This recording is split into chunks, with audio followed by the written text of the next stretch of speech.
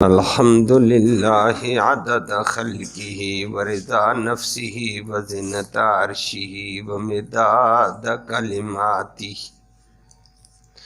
والصلاة والسلام علی صفوۃ رسلہ وخیر خلقہ محمد وآلہ وصحبہ اما بعد فاعوذ باللہ من الشیطان الرجیم بسم اللہ الرحمن الرحیم ودت طائفۃ من اہل الکتاب لو یضلونکم وما یضلون الا انفسہم وما یشعرون یا اہل الکتاب لم تکفرون بآیات اللہ وانتم تشہدون یا اہل الکتاب لم تلبسون الحق بالباطل وتکتمون الحق وانتم تعلمون صدق اللہ العلی العظیم وبلغنا رسولہ النبی الامی الکریم۔ قابل صد تکریم معزز سامعین کرام،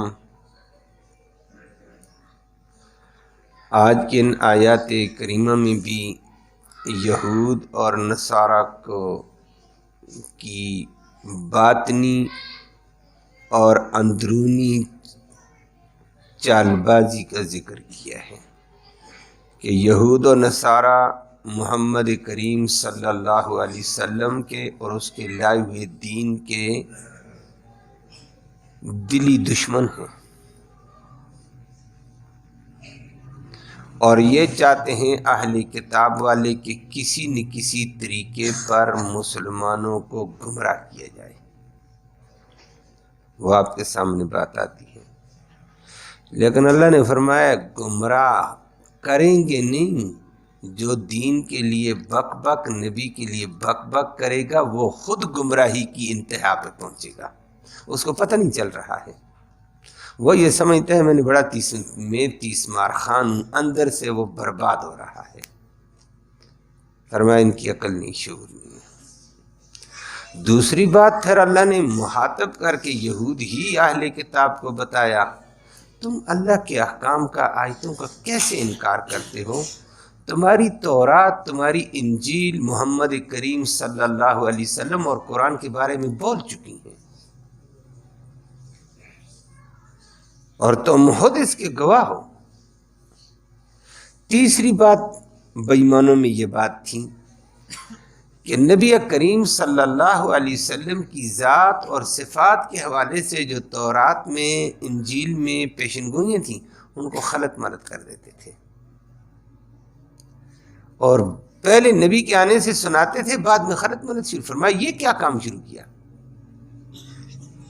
حق کو چھپانا اور باطل کو اشکارا کرنا، اور حق کو خلط ملط کر کے پیش کرنا لوگوں کو گمراہ کرنے کے لیے۔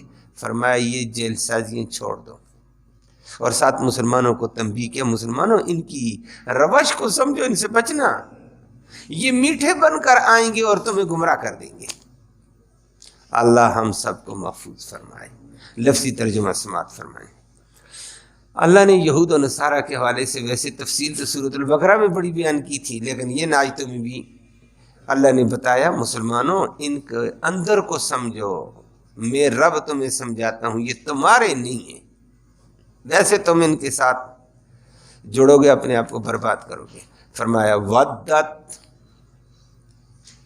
دلی چاہت ہے، تمنا ہے، دلی چاہت ہے، طائفتن ایک گروپ کی، من اہل الکتاب اہل کتاب میں سے، لو کاش کے یضلون وہ گمراہ کر دیں، کم تمہیں، یہ ان کی دلی چاہت ہے کہ کسی طریقے سے تمہیں گمراہ کیا جائے۔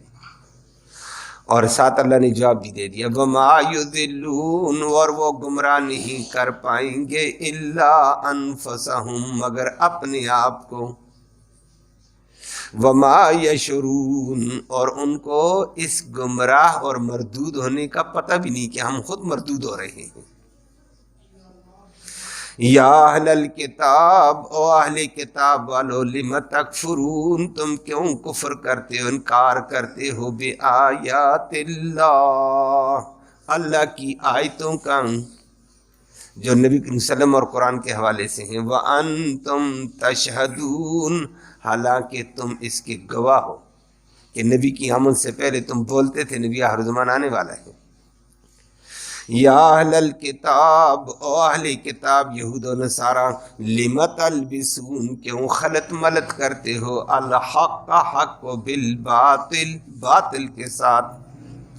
نمبر 2، وتکتمون، اور تم کیوں چھپاتے ہو، الحق حق کو، وانتم تعلمون، حالانکہ تم حقیقت جانتے ہو، قرآن سچا، محمد کریم صلی اللہ علیہ وسلم سچے، پھر بھی تم ایسے کرتے ہو۔ ترجمے میں آپ نے سماعت کر لیا ہے، اللہ نے یہود کے باطن کو بیان کیا ہے، یہود کی چاہت کو پیش کیا ہے کہ مسلمانوں یہود کو سمجھو، عیسائیوں کو سمجھو، یہ تمہارے خیر خواہ نہیں ہے۔ جو اللہ کا نہ بن سکے، اللہ کے دین کا نہ بن سکے، اللہ کے نبیوں کا نہیں بن سکے گا، وہ تمہارا کیسے بنے گا؟ یہ اللہ نے تنبیہ کی ہے، اور بہت پہلے آپ کے سامنے آیا کہ ان یہود و نصارہ کو دلی دوست نہ بنانا، وہاں 4 طبقے بیان کیے تھے۔ دلی لگاؤ ان سے نہ رکھنا، یہ میٹھے ہو کر تمہارے پاس آئیں گے لیکن برباد کرنے کے لیے۔ اصل حقیقت ان کی یہ ہے جو آج آپ کے سامنے ہے۔ فرمایا وَدَّ طَائِفَةٌ، ایک گروپ یہودیوں کا ہے، باقی یہودی کچھ درمیانی بھی ہیں، جیسے مسلمانوں میں نہ ادھر سن اپنا کام کر۔ بعض یہودی اہل حق کا ساتھ بھی دیا، عبداللہ بن سلام جیسوں نے، حضرت اسد جیسے لوگوں نے، حضرت سعد جیسے لوگوں نے۔ عبداللہ بن سلام تو بہت بڑا عالم تھا، یہودیوں کا مسلمان ہوا تھا، اور اسد، اسید، سعد یہ چھوٹے درجے کے علماء تھے یہود کے، لیکن مسلمان ہو گئے اور کہنے لگے نبی سچا ہے۔ تو اس کے علاوہ ایک گروپ درمیان میں، تیسرا گروپ شدت میں، وہ گروپ کہتا وَدَّ طَائِفَةٌ، ایک تمنا کرتا تھا ایک گروپ من اہل الکتاب، اہل کتاب کا، یہود کا بھی نصارہ کا بھی۔ کیا تمنا تھی ان کی؟ لو یضلونکم، کاش وہ کسی طریقے سے تمہیں گمراہ کر دیں، یضلون کہ وہ گمراہ کریں، کم تمہیں، عربی گرامر کے اعتبار سے آگے مفعول ثانی محذوف ہے کہ کسی بھی طریقے سے، پیسے کا چکمہ دے کر تمہیں برباد کریں، نوکری کا چکمہ دے کر تمہیں برباد کریں، چھوکری کا چمکا دے کر تمہیں برباد کریں، کسی طریقے سے تمہیں برباد کریں۔ اور آج بھی ایسے ہے، کہیں پیسہ لگاتے ہیں، این جی اوز کے نام سے پیسہ لگاتے ہیں، لیکن کمزور مسلمانوں کو برباد کرتے ہیں۔ اس وقت بھی ایسی تھا، کسی طریقے سے گمراہ کرو، پیسہ لگا کر، نوکری دے کر، چھوکری دے کر، اور وہ اللہ معاف فرمائے مسلمان بھی سادگی میں آئے، لیکن قرآن نے ذکر کیا کہ ان کی دلی تمنا یہ ہے، دیکھ لے، قرآن سے جو واقف ہوگا اس کو پتہ چلے گا، نہ واقف بیچارے کو کیا پتہ چلے گا۔ وہ کہتے ہیں اہل کتاب سے نکاح جائز نہیں ہے، اور جائز ہے، جس صورت میں جائز ہے وہ اور صورت ہے۔ اپنی مسلمان عورت کو چھوڑ کر یہودی گوریوں کے ساتھ نکاح کرے گا، وہ تجھے ادھر کا نہیں چھوڑے گی، ادھر کا بنا دے گی۔ پورا نہ بنایا، آدھا بنا دیا، تیرا خاندان مسلمان بھی نہیں رہے گا اگر یہودی نہیں بنا تو۔ اللہ ہمیں معاف فرما دے۔ اور یہ ان کی بڑی سازش ہے، چھوٹے لیول سے لے کر اوپر تک ہے، بڑی بڑی جگہ انہوں نے ہاتھ ڈالے ہیں۔ یاسر عرفات جیسے مجاہد کو بھی نہیں چھوڑا تھا، بڑا مذہبی، بڑا مجاہد تھا، یہودی اندر گھسے، تعلق قائم کیا بھی، اور چھوکریاں دے دی، شادی کر دی، پھر لگام یاسر عرفات بیچارہ وہ مجاہد نہ رہا، پیچھے سے چابی اور آ گئی ہے۔ کرنل قذافی جیسے گئے، کٹر قسم کا دماغ رکھتے تھے، اسلام کا موٹا دماغ کے ساتھ چلتا تھا، لیکن بیچارہ پیچ و تاب میں آیا، کہاں سے کہاں پہنچا۔ یہ اس قسم کی بہت ساری باتیں ہیں. یہ تو میں نے بڑے لوگوں کے نام لیے. چھوٹے لیول پر بھی انہوں نے بندوں کو یہودی عورتیں دیں, یہودی عورتوں کو تیار کر کے بھیجا کہ اب اس کو چابی لگانی ہے اور اس چابی کے ذریعے سے اسلام کو برباد کرنا ہے, مسلمان کو بے-حیا بنانا ہے, مسلمان کو فحاشی اور یانی پہ لانا ہے, مسلمان کو دین سے آزاد کرنا ہے. یہ بڑے بڑے پیچ چلے ہیں. صدام جیسے مجاہد کے گھر میں بھی جہاں اور مسلمان بیوی ہیں وہاں یہ بھی پیچ تھا. یہ میں نے اوپر والی, نیچے تو بہت زیادہ. اللہ محفوظ فرمائے. یہ کیسی سائش ہوتی ہے کہ کسی طریقے سے مسلمان کو گمراہ کیا جائے, پروپیگنڈے کے دور سے گمراہ کرو.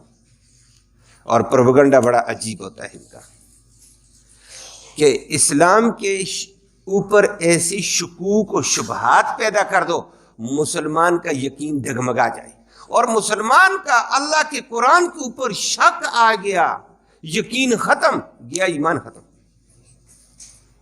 مسلمان کے نبی کے اوپر ایسے اعتراض کر دو کہ دیکھو جی یہ بات تو ٹھیک ہے لیکن یہ بھی ہے.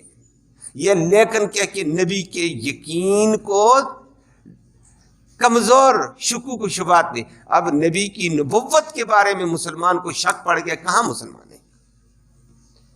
تو ایسا پروپیگنڈا کر دو, ایسے شکوک و شبہات پیدا کر دو, ان شکوک و شبہات کے ذریعے سے مسلمانوں کا ایمان ڈگمگا دیا جائے. اور خاص طور پر اللہ معاف فرمائے یہ جدید تعلیم والوں کے اندر ایسی باتیں پیدا کرو.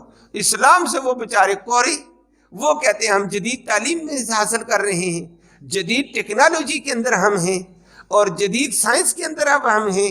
اب ان کو وہاں سے جدید تقاضوں کے نام سے ایسے ایسے اسلام پر اعتراض, فلاں دور میں مسلمانوں نے یہ کر دیا, فلاں نے یہ کر دیا, فلاں نے یہ کر دیا.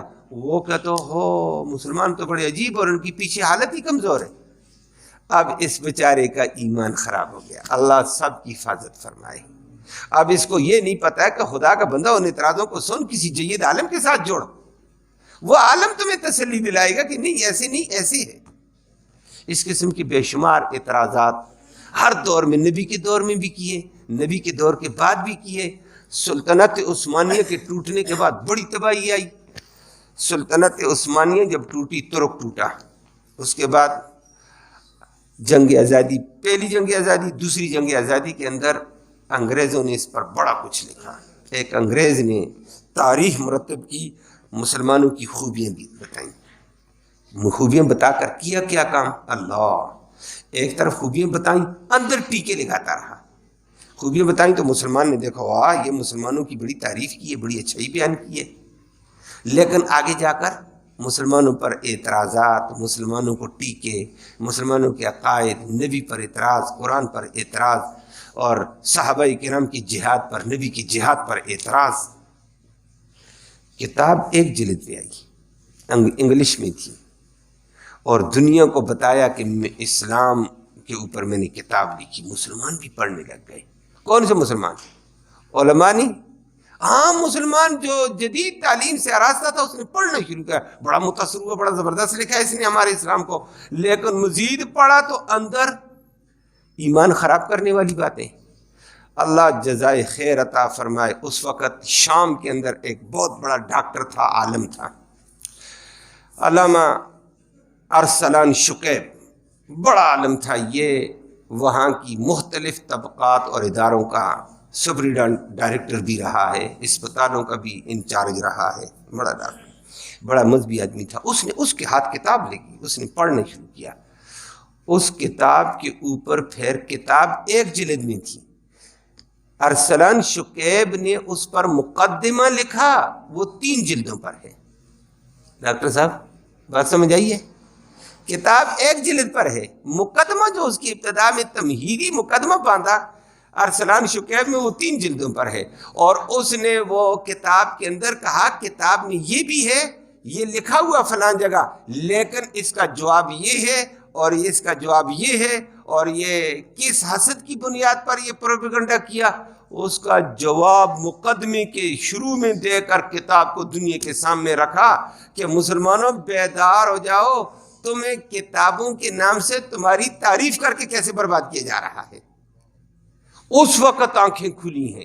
ارسلان شکیب کے اوپر اللہ کروڑوں رحمتیں فرمائے، بڑے عرصے تک کام کیا اس نے، اور اس نے پھر اسی مقدمے میں واضح کیا ہے کہ اس وقت میں نے اس کتاب کے بعد جو تحقیق کی ہے، یورپ کے اندر جو عیسائیوں نے، یہودیوں نے مل کر اسلام کے خلاف اسلامی انداز میں جو کتابیں لکھی ہیں، مسلمانوں کو گمراہ کرنے کے لیے، مسلمانوں کے عقائد خراب کرنے کے لیے، مسلمانوں کے اخلاق برباد کرنے کے لیے جو کتابیں لکھی، وہ 6 لاکھ کی تعداد میں ہیں۔ یہ ارسلان شکیب کا دور اس سلطنت عثمانیہ ٹوٹنے کے وقت ہے، پتہ نہیں آج ہوتا اس کے آج 7-8 سال بعد، آج پتہ نہیں کتنا تباہی آئی ہوئی ہوگی۔ یہ تو اس وقت اس نے تخمینہ لگایا۔ اب ان کے بغض کو، ان کی حسد کو دیکھا جائے کہ یہ کیسے ظالم ہیں، کیسے طریقے سے مسلمانوں کو برباد کرتے ہیں۔ تو اس قسم کی بے شمار کتابیں ہیں، اور مختلف طریقوں سے قرآن کی بات جامع مختصر فرمایا، وَدَّت طَائِفَةٌ، ایک گروپ یہود و نصارہ کا اس بات کی تمنا رکھتا ہے، لو یضلونکم، کاش کہ وہ تمہیں گمراہ کریں کسی طریقے سے۔ تو مسلمانوں ہوشیار رہنا، کسی چکمے میں مت آنا، کسی چمک دھمک میں نہ آنا۔ اور مسلمان بیچارہ اس وقت جاتا رہتا ہے، اللہ حفاظت فرمائے۔ وہ میں نے 2-3 باتیں، دولت کے نام پر، نوکری کے نام پر، چھوکری کے نام پر، اور اس وقت نیشنلٹی کے نام پر، میں تمہیں گرین کارڈ امریکہ کا ملے گا، فلاں جگہ انگلینڈ میں تمہیں یہ ملے گا، نیشنلٹی ملے گی۔ ارے نیشنلٹی مل گئی تو کیا ہوا، ایمان چلا گیا تو کیا کریں گے؟ اللہ ہم سب کو محفوظ فرمائے۔ فرمائے ان سے بچو، خطرناک ہیں، یہ اللہ نے فرما دیا۔ لیکن ساتھ ساتھ فرمایا ایک بات یہ بھی دیکھ لینا، جو قرآن پر اعتراض کر کے مسلمان کو گمراہ کرنے کی کوشش کرے گا، جو نبی پر اعتراض کر کے اس مسلمان کو گمراہ کرنے کی کوشش کرے گا، تو نبی پر، قرآن پر اعتراض ہوگا، خود یہ گمراہی کی قسط انتہا پہ پہنچا ہوگا۔ یہ تو بڑا بے ایمان ہے، دوسروں کو تو گمراہ کرنے جاتا، خود اعتراض اٹھاتا ہے، اعتراض نبی پر اٹھانے والا کس دائرے میں پہنچے گا؟ اس لیے اللہ نے فرمایا وَمَا يُضِلُّونَ إِلَّا أَنفُسَهُمْ، مسلمانوں کو نہیں گمراہ کریں گے، خود گمراہ ہو رہے ہیں، خود انتہا کو پہنچتے ہیں، لیکن وَمَا يَشْعُرُونَ، ان کو پتہ بھی نہیں کہ دوسروں کے لیے کھڈا کھودتے خود جہنم کا پالن بن رہے ہیں۔ اللہ سب کی حفاظت فرمائے۔ یہ قرآن نے تنبیہ کی، مسلمانوں کو بتایا، مسلمان ان کی چالاکیوں سے بچو، یہ تمہاری نسل برباد کر دیں گے، یہ تمہیں گمراہ کریں گے، یہ ہر طریقے سے آتے ہیں۔ ہمارے یہاں پاکستان میں صدر ایوب کے دور میں فضل الرحمان تھا، وہ اسی قسم کا تھا، بڑی کتابیں لکھی، آخر میں پتہ چلا وہ ہمارے اداروں کا سربراہ تھا، تعلیمی اداروں کا۔ بعد میں علماء نے جب اس کی باتیں دیکھیں اور مزید کتابیں دیکھیں، پھر ایک تحریک چلی اور بڑی مشکل سے اس ظالم کو کلیدی عہدے سے ہٹایا تھا۔ یہ بعد میں پھر اس کو انڈیا نے جگہ دے دی، پھر امریکہ نے بلا لیا، تو میرا آدمی آ جا، تو نے بڑا اچھا کام کیا ہے۔ اس قسم کے اسلام کے نام پر آ کر اسلام کو قدغن لگانے والے ظالم ہیں، یہ ہر دور میں چلے ہیں۔ اسلام کے لبادے میں مسلمان کو خراب کر دو، ان کے عقائد خراب کر دو، ان کو آپس میں لڑا دو، ان کو بڑھا دو۔ اللہ محفوظ فرما۔ آگے اللہ نے انہی کو بتایا، یا اہل الکتاب لم تکفرون بآیات اللہ۔ نبی کریم صلی اللہ علیہ وسلم کے دور میں تورات میں نبی کریم صلی اللہ علیہ وسلم کی صفات کا ذکر، نبی کی ذات کا ذکر بھی تھا، یہ بیان کرتے تھے۔ اور حدیث میں آتا ہے مدینہ کے دائیں بائیں یہودی بہت زیادہ تھے، عیسائی بھی تھے، تھوڑے تھے، یہودی بہت زیادہ تھے، خیبر تک یہودی پھیلے ہوئے تھے۔ اب ان کی آپس میں لڑائی ہوتی تھی، لڑائی ہوتی، جو گروپ مارا جاتا تھا وہ یہی کہتا تھا، اس کو تسلی دینے کی خاطر یہود کے علماء کہتے پریشان مت ہو جاؤ، نبی آخر الزمان کا زمانہ بالکل قریب ہے ہماری کتابوں کے اعتبار سے، اور وہ آنے والے ہیں، اور اب ہم نبی آخر الزمان کے ساتھ جیسے وہ آئیں گے مل جائیں گے، اس کے ساتھ مل کر پھر انشاءاللہ ان بے ایمانوں کا ہم مزہ چکھائیں گے۔ بات سمجھ آئیے؟ یہ جملے بولا کرتے تھے، ایک دوسرے کو تسلیاں دیتے تھے، یہ یہودی تھے، اور پھر اپنے متبعین کو کہتے ہیں نبی آخر الزمان کی ہماری کتابوں میں صفات ہیں، نبی کا نام موجود ہے، اس کی والدہ کا نام موجود ہے، اس کے خاندان کا نام موجود ہے، اس کا مولد کہاں پیدا ہوگا وہ موجود ہے، ہجرت کر کے کہاں آئے گا وہ موجود ہے، وہ یہی یثرب کا علاقہ ہے، ہماری کتاب موجود۔ اس کے متبعین، اس کے شاگردوں کی صفات کا بھی ذکر تھا، ابو بکر اور عمر کی صفات کا بھی ذکر ان کی کتابوں میں موجود تھا۔ یہ اللہ نے بہت پہلے بتا دیا عظمت والے لوگوں کے بارے میں۔ اب یہ بتاتے تھے لوگوں کو تسلیاں دینے کے لیے، اور لڑائی ان کی قبیلہ بنو کیلا کے ساتھ ہوتی تھی۔ بنو کیلا یمن سے آئی ہوئی ایک عورت کیلا تھی، اس کی اولاد پھیلی، اس کو بنو کیلا کہتے۔ بعد میں اس کے دو بیٹے آگے پھیلے، ایک اوس تھا دوسرا حضرج تھا، تو اوس کی اولاد آگے پھیلی، اس کو قبیلہ اوس کہتے ہیں، اور حضرت کی اولاد کو قبیلہ حضرت کہتے ہیں۔ یہ دونوں سنتے تھے یہودیوں کی باتیں، انہوں نے دل میں بٹھا لیا۔ یہودی زبانی باتیں کرتے تھے، انہوں نے دل میں بٹھایا، اچھا یہودی یہ کہتے ہیں نبی آخر زمان کا زمانہ قریب ہے، وہ ایسا ہوگا ایسا ہوگا ایسا ہوگا ایسا ہوگا۔ ان کی چاہت تھی، بنو کیلا ہی وہ عورت تھی، اللہ اکبر۔ اس نے کہا نبی آیا ہی نہیں، ابھی دور ہے، لڑائیاں پہلے ہو رہی ہیں اور بتایا جا رہا ہے۔ بنو کیلا ہی کے خاندان میں لوگ آ کر مدینہ یثرب میں آباد ہوئے کہ نبی کا علاقہ یہی ہے ہجرت والا، یہودیوں کی کتابیں بتا چکی ہیں، وہ یہودیوں سے سن کر وہاں آباد ہوئے تھے۔ کیلا ایک عورت تھی زبردست، اپنے خاندان کو لے کر آئی تھی، اور اس نے خاندان کے اندر لوگوں کو پہلے بتا دیا اپنے اپنے گھر بنا لو، ادھر بناؤ۔ ایک گھر نبی کے لیے بنایا تھا کہ نبی ہجرت کر کے آئے گا، ہم پہلے یہاں آباد ہوں گے، ہم نبی کو گھر پیش کریں گے، اور نیت صاف، منزل آسان ہے، اللہ کی طرف سے رحمت آتی ہے۔ یہ وہی گھر تھا جو نسلاً بعد نسل ابو ایوب انصاری کو ملا تھا۔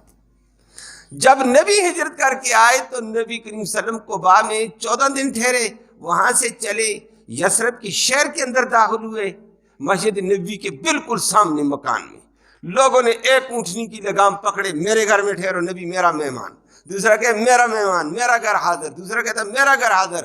نبی نے کہا ہے چھوڑ دو اس اونٹنی کو، اس کی لگام چھوڑ دو، انہا معمورۃ من اللہ، یہ اللہ کی طرف سے معمور ہے، اور اللہ کی طرف سے معمور ہے جہاں اللہ اس کو آرڈر دے گا، امر اللہ بہا، اللہ اس کو حکم دے گا، یہ وہاں رکے گی، میں بھی رک جاؤں گا۔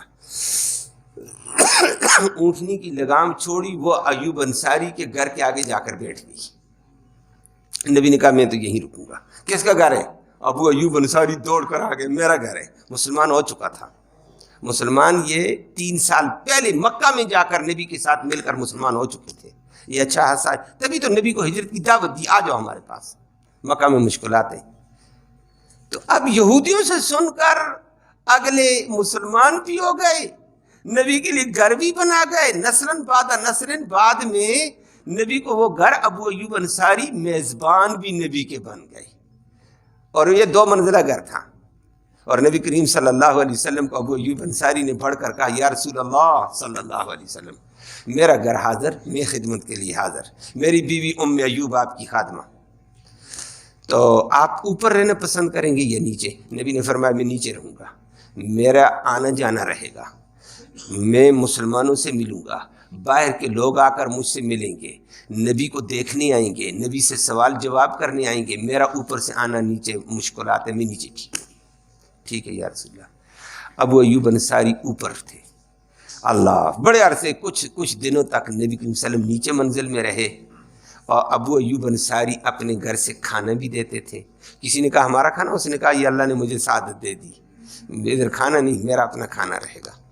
ابو ایوب انصاریہ رضی اللہ، ام ایوب انصاریہ کھانا لا کر دسترخوان رکھ لیتی اور نبی کو فرما دیتی کمرے سے آئے کھانا بھیج، جتنے مہمان نے کھا لیے چلے گئے، آ گئے ٹائم پر۔ اور رات کو ابو ایوب انصاری اوپر چھت پہ نا، ایسے چھت پہ سیدھا نہیں گھومتا تھا، گھر والی بھی وہ دیواروں کے ساتھ ایسے ہو کر ایسے نکل گئے، ادھر سے ادھر گئے، کیوں؟ کہیں نیچے ہمارا نبی ادھر بیٹھا ہو، ادھر بیٹھا ہو، ادھر قافلے کے ساتھ بیٹھا ہو، اوپر ہمارا پاؤں نہ آ جائے۔ کمال کے ادب والے تھے، کیلا کے خاندان کے یہ لوگ تھے، ان کو انصار کہا جاتا تھا۔ اوس اور حضرت 2 گروپ بنے، یہی یہودیوں کی باتیں سن کر ایک ہوئے، نبی نے ان کا نام انصار رکھا ہے۔ یہ نبی کے بھی انصار، نبی کا تعاون انہوں نے کیا، مہاجرین کا تعاون بھی انہوں نے کیا، انصار کا معنی تعاون کرنے والے۔ اور بعد میں ایک دفعہ یہ مشکلات ابو ایوب انصاری کو پیش تھیں اوپر رہنے سے. ابو ایوب انصاری نے عرض کیا یا رسول اللہ آپ اوپر رہیں نا, ادھر پھریں ادھر پھریں کوئی مسئلہ نہیں, ہم چھوٹے لوگ ہیں, لیکن آپ کے اوپر ہم گزریں یہ ہمیں بے ادبی سی محسوس ہوتی ہے. نبی نے فرمایا نہیں ابو ایوب انصاری مجھے ٹھیک ہے, نیچے میں صحیح ہوں. اللہ کا کرنا سردیوں کا موسم تھا, یہ پختہ لنٹر تو نہیں تھے, کچے مکان اور بالے رکھے, اوپر سے پتے رکھے, اوپر لیپ دیا. اوپر ابو ایوب انصاری سے پانی مٹکے میں اڑیلتے ہوئے مٹکا ٹیڑھا ہو گیا, پانی گر گیا. ابو ایوب انصاری نے اپنی پگڑی اٹھائی, پانی کے اوپر ڈال دی کہ پانی چوس لے, کہ پانی کہیں جذب ہو کر نیچے نہ ٹپک جائے, نبی کو تکلیف ہوگی. جب پگڑی سے پانی زیادہ تھا, مٹکے کا پانی زیادہ, اس کے پاس ایک رضائی تھی بیچارے کے پاس, وہی رضائی اٹھائی ادھر رکھ دی, رضائی گیلی ہو گئی, پانی چوس لیا. رات میاں بیوی نے سردی میں سکڑتے ہوئے اللہ اللہ کرتے گزار دی ہے, اور نیچے صبح آ کر دو دفعہ رات کو نہیں آئے. نبی کو تکلیف ہوگی, صبح دیکھا پانی ٹپکا تو نہیں نیچے, یا رسول اللہ پانی تو نہیں ٹپکا. نبی سے پوچھا, نبی نے تحقیق کی ہے, کیا بات ہے؟ کہ یا رسول اللہ میں نے تو کوشش کی تھی, اور میری کوشش یہ تھی, میں نے پگڑی سے سنبھالا, نہ ہوا تو رضائی ڈال دی ہے, ایک ہی رضائی تھی ہمارے پاس, وہ بھیگی پڑی ہے. نبی کریم صلی اللہ علیہ وسلم نے فرمایا مجھے معلوم ہو گیا اوپر رہتے ہوئے تجھے بہت تکلیف ہو رہی ہے, فلہذا آج میں اوپر تو نیچے. بات سمجھ آئی ہے؟ یہ اللہ کا نبی یہ نہیں چاہتا میری وجہ سے کسی کو. آج ہمارا مسلمان کہاں ہے؟ یہ کہتا ہے میں نے فلاں کو یوں رگڑا دینا, میں نے فلاں کو یوں رگڑا دینا, میں نے فلاں کو ذلیل کرنا, میں نے فلاں کو. ارے نبی کیا کہتا ہے؟ نبی کہتا ہے میری وجہ سے کسی کو تکلیف ہی نہ ہو, اذیت ہی نہ ہو. نبی کچھ اور کر رہا ہے, ہم کچھ اور ہیں. نبی کے چاہنے والے, نبی کے عقیدت مند اور عاشق کرانے والے, اللہ ہم سب کو ہدایت دے. اب قرآن نے ذکر کیا یا اہل الکتاب لم تکفرون بآیات اللہ, اللہ کی ان آیتوں کا انکار کیوں کرتے ہو جن کو تم پہلے بولا کرتے تھے, وانتم تشہدون, تم ہو گواہ تھے کہ نبی آخر زمان کا زمانہ آ گیا, نبی آخر زمان کی یہ صفات ہے, اس کے صحابہ کی یہ صفات ہوں گی, یہ علاقہ ہجرت کا ہوگا, خود گواہی دیتے, آج انکار کر بیٹھے یہ سچا نبی نہیں ہے. جب یہ بات ہوئی نا, ان کو یہ آیت آئی, اگلی بات آ گئی ہے, کہتے ہیں ہاں کتاب میں تو تھا لیکن وہ محمد کا لفظ نہیں تھا. آج کل والے یہودیوں کے پاس بھی فارغ کلید کا لفظ ہے, کہتے ہیں وہ فارغ کلید تھا, اور فارغ کلید اگر ہے تو وہ بھی عبرانی زبان کا لفظ ہے. فارغ کلید کا وہی معنی ہے جو محمد کا معنی ہے. بات ایک ہی ہے, صرف عربی سے بدل کر تم نے عبرانی زبان کا لفظ وہاں فٹ کر دیا ہے, اور وہ کتابیں تھیں بھی عبرانی میں. فارغ کلید اور محمد کا معنی ہے سب سے زیادہ کائنات میں تعریف کیا ہوا, مخلوق میں سب سے زیادہ تعریف کیا وہ کون؟ محمد ہے, اور فارغ کلید کا یہ. تو کیا اللہ نے خلط ملط کرتے, کہتے چونکہ یہ بھی تھا چنانچہ یہ بات ایک آتی ہے نا, خلط ملط, حق کو باطل کو ادھر ادھر کر لیتے. فرمایا یا اہل الکتاب لم تلبسون الحق بالباطل, او یہودیوں اور عیسائیوں کیوں حق اور کو باطل کے ساتھ خلط ملط کرتے ہو, وتکتمون الحق, حق کو چھپاتے ہو, وانتم تعلمون, حالانکہ تم یہ ساری حقیقت جانتے ہو. آج کا یہودی بھی جانتا ہے نبی سچا ہے, لیکن بتاتا نہیں ہے, الٹی سیدھی باتیں کرے گا, لوگوں کو گمراہ کرے گا, تلبیس کرے گا, خلط ملط کرے گا. اللہ ہم سب کو ان ظالموں کے شکنجوں سے محفوظ فرمائے اور سچے دین کا سچا پیروکار بنا دے. اللہم صلی وسلم